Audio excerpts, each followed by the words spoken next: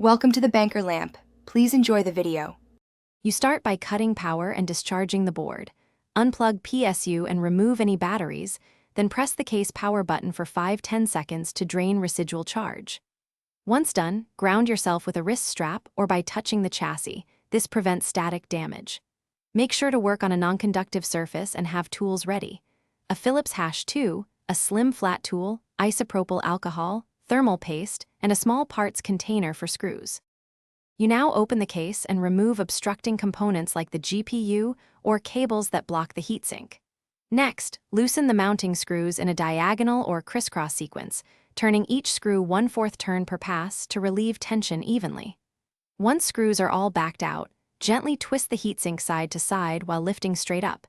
This breaks the thermal compound bond without bending the board. If it feels stuck, apply short heat with a hair dryer to soften the compound. You finish by cleaning residual thermal paste from both the CPU and heatsink using 90% plus isopropyl alcohol and lint-free wipes until surfaces look shiny. Work gently to avoid debris. Once clean, inspect the socket and pins for damage. If you see bent pins or stripped mounts, address those before reassembly. Make sure to apply a pea-sized amount of new thermal paste, reseat the heatsink, torque screws evenly in the diagonal pattern. Then reconnect power and verify post and normal operating temperatures. Troubleshooting tip: if it won't boot, reseat connectors and check for misplaced standoffs or loose screws that short the board. Thanks for watching. If this was helpful, leave a like and consider subscribing. See you next time.